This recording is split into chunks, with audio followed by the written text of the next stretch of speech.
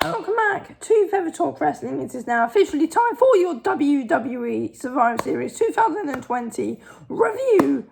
Look, before we start this, I just want to say that The Undertaker is absolutely amazing, and congratulations to him on his 30 years in WWE is absolutely bloody amazing. Congratulations to The Undertaker. He has an absolutely amazing career, one of the most talented, probably one of the greatest of all time in WWE, and as everyone's saying, his legacy will never, ever be forgotten. And yeah, look, it can't be forgotten. I don't think anyone will forget The Undertaker, though, will we? But it is now officially time to go on and review WWE Survivor Series 2020. And yes, we'll have to go all through it and then give it a rank at the end. Yes, as we all know, 1 to 4 is bad, 5 to 6 is average, and 7 to 10 is good. Anyway, it's time to let's get reviewing WWE Survivor Series 2020.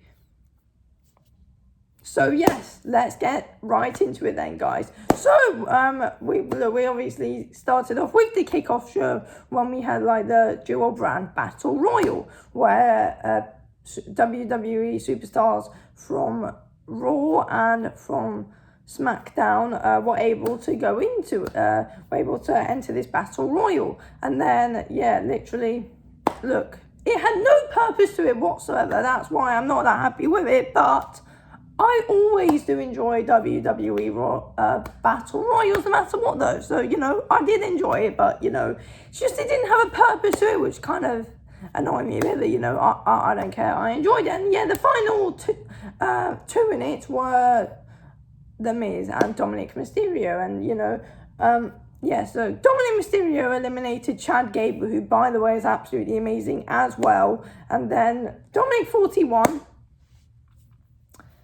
and then all the commentators were like, oh, we forgot about The Miz, and then The Miz came and threw him over the top rope, and The Miz, Mr. Money in the Bank, The Miz won. But seriously, look, I didn't forget about The Miz. I knew he was there, but just who cares? But it always happens. It happened like when Lana won a battle royal. I just want to see a different way of someone actually being able to win it. But look, I don't care. Let's just now officially go on and review the proper show of WWE Survivor Series 2020. So the proper show all started off with the men's elimination tag team match, Team Raw versus Team SmackDown, in an absolutely domination by Team Raw. It all started off with the first bloody elimination. Seth Rollins just got on his knees and was like, right, Sheamus just broke me. Sheamus kicked him in the face. 1, 2, 3. Sheamus eliminated Seth Rollins, and then from then, I think you guys can guess what happened. Team Raw absolutely annihilated them, and they won 5-0. None of the Raw men's tag team members got eliminated, and they absolutely destroyed Team SmackDown. Jey Uso was the final member of Team SmackDown. I think the final two on Team SmackDown were Jey Uso and Otis, and then Otis got eliminated, and then Jey Uso was the final one left on SmackDown. He gave it all he possibly could, but unfortunately for him, he couldn't go on and get the win. And then, Team Raw were out there celebrating, there was respect shown, and look, I got this prediction right. I said, AJ Styles would keep it under control. Team Raw would stay under control. And they did. Team Raw won. And yes, very, very, very interesting times for WWE Monday Night Raw after going on and winning this one. But it was absolutely a complete domination, but fair play to Team Raw and going on and win this. And then we went on and we saw Roman Reigns and Jey Uso backstage, and then Jey Uso was absolutely gutted. Roman Reigns was not happy, but Jimmy Uso was also with Jey Uso, and then Roman Reigns obviously wasn't happy that Team SmackDown isn't when he was disappointed with Jey Uso that he couldn't get Team SmackDown to victory. And then Jimmy Uso was like, look, Roman, it was 5 versus 1. And then Roman Reigns was like, no, I don't care. I'm not happy with you, Jey Uso, just get out. So, yeah. But, look, there is obviously something going on with them later on in the night. Stay tuned if you guys do want to go and find out what happens. But, yes, obviously the next match after this was the Raw Tag Team Champions. Yeah, the Raw Tag Team Champions, the New Day, versus the SmackDown Tag Team Champions, the Street Profits. In a really, really entertaining match, to be completely honest with you. Very, very, very entertaining. I mean, the Street Profits were amazing. The New Day are absolutely amazing. In this match, they were both absolutely amazing. This was so tight. I mean, literally anything could have happened in this one. And it was so tight. The New Day were on top at a point. The Street Profits were on top. And then the New Day again. Then the Street Profits. Then the New Day. Then the Street Profits again. And then the Street Profits eventually managed to go on and defeat the New Day. I mean, absolutely amazing with what Montez Ford and Angelo Dawkins did to them. It was such amazing teamwork for them to actually go on and finish them off. It was absolutely amazing. They did this brilliant team move on Xavier Woods when Kofi Kingston was just lying. Yeah, Kofi Kingston was just lying outside of the ring, literally just out cold. And then, they literally did this amazing move on Xavier Woods, and then they managed to finish him off. But what a match it was, and it was just absolutely bloody amazing, though, wasn't it? Absolutely amazing. Fair play to both teams, but the Street Profits managed to go and get the win over the New Day in the champion versus champion match. But champions versus champions match. But yeah, very, very interesting there. And then after that, we got the United States champion Bobby Lashley against the Intercontinental champion Sami Zayn.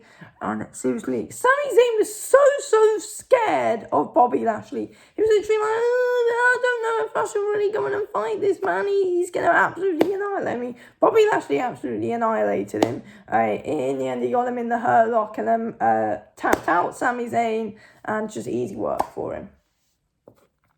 I mean, look, at a point, the Hurt Business were literally just surrounding Sami Zayn, where he was just trying to get out. And then they were like, and then, there was a bit of controversy with MVP just chucking Sami Zayn into the ring for Bobby Lashley to get him into the Hurt Lock, which the referee didn't see. And yeah, Sami Zayn was all complaining about it. And then, he was complaining that MVP tripped him up, and then that's when he put him back into the ring when the ref wasn't noticing. And then Bobby Lashley went on and made Sami Zayn tap out to the Hurt Lock. But fair play to Bobby Lashley. He got the win over Sami Zayn, and yes, it was quite a good match for Bobby Lashley.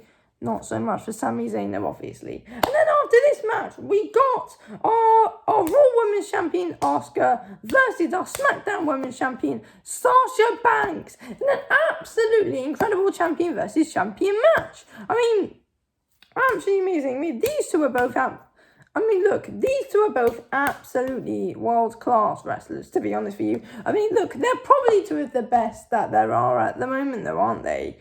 In the women's division, Sasha Banks and Asuka. And these two put on one hell of a fight against each other. And both of these women deserve credit coming out of this. It was just an absolutely incredible display by both of them. And look, simply they all deserve respect for it, because they were all absolutely bloody amazing in that. And you know what? Fair play to them, because they were all very, very, very, very good in that. So yes, fair play to them.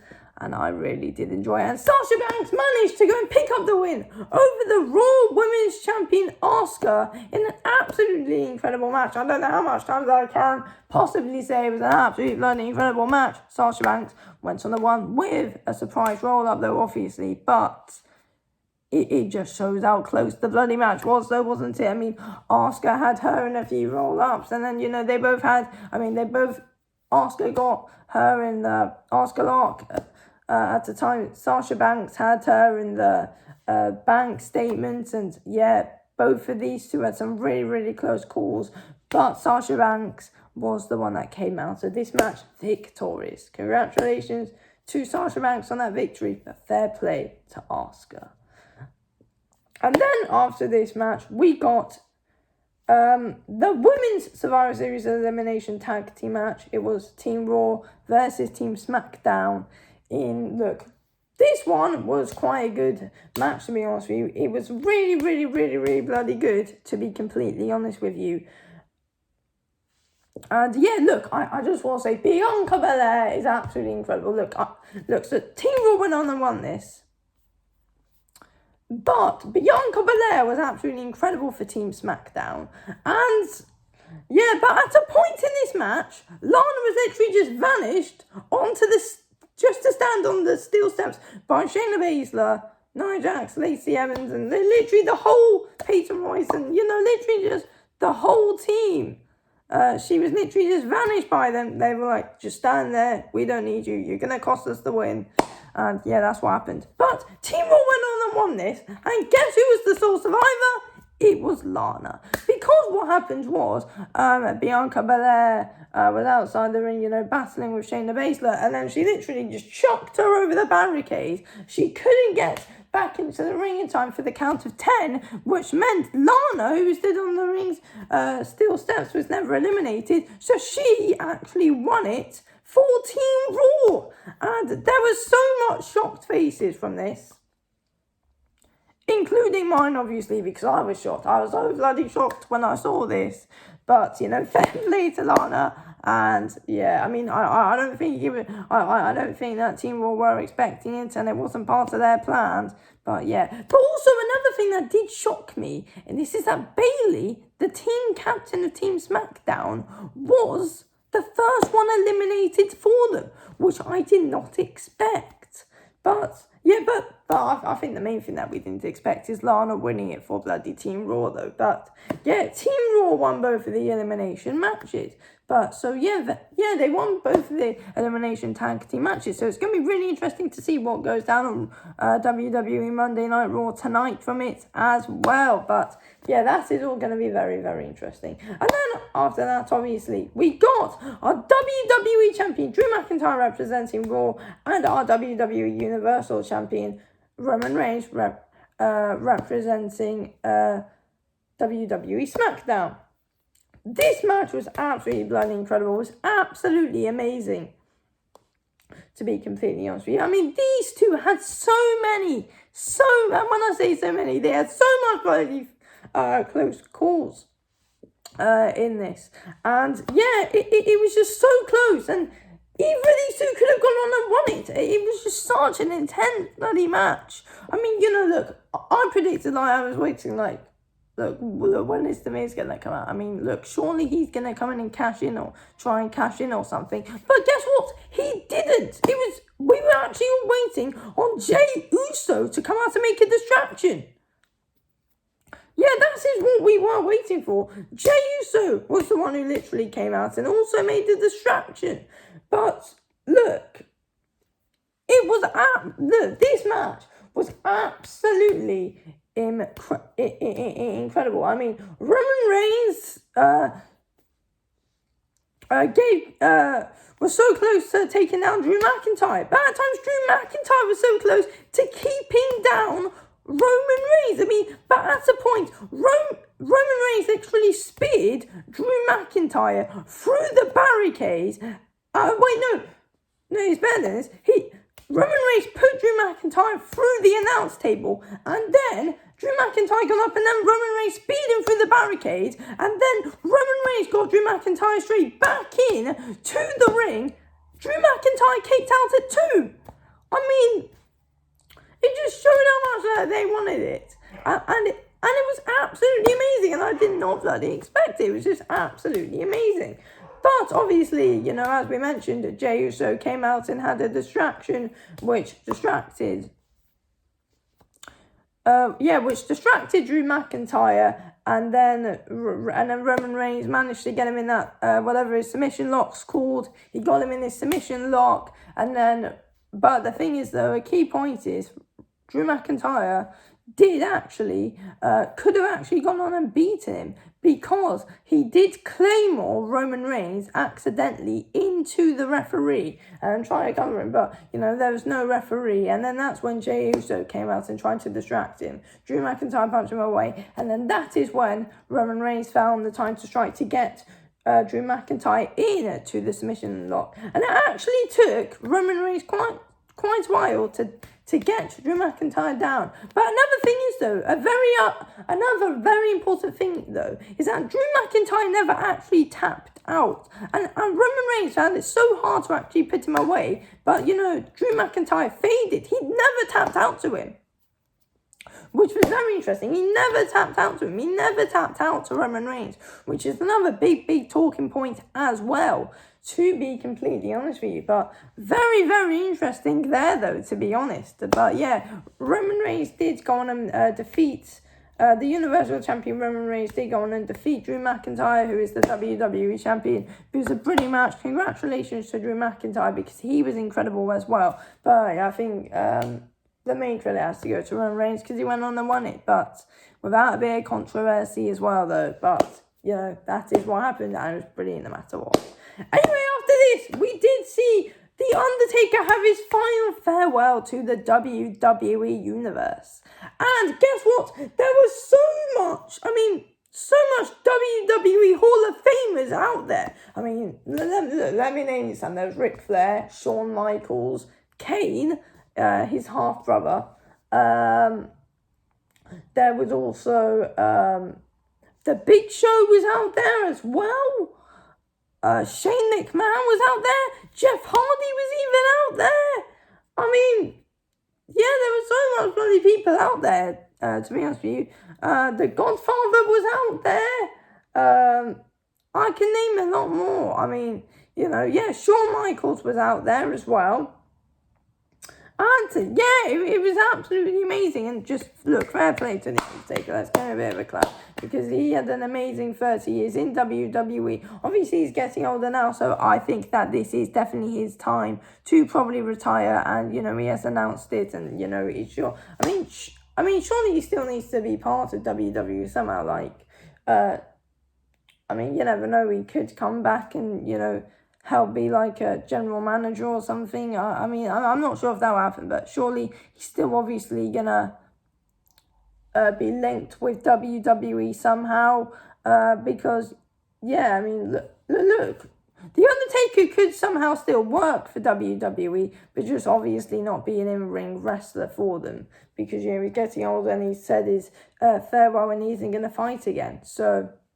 Yeah, but look, fair play to him, because it was an amazing tribute to him. Vince McMahon was obviously out there as well. And then The Undertaker, he had like this 7-minute ring walking down. And then, he stood there just looking all around the Thunderdome. And then, he had a talk saying, right, my time is up now. And it's time for me to rest in peace now.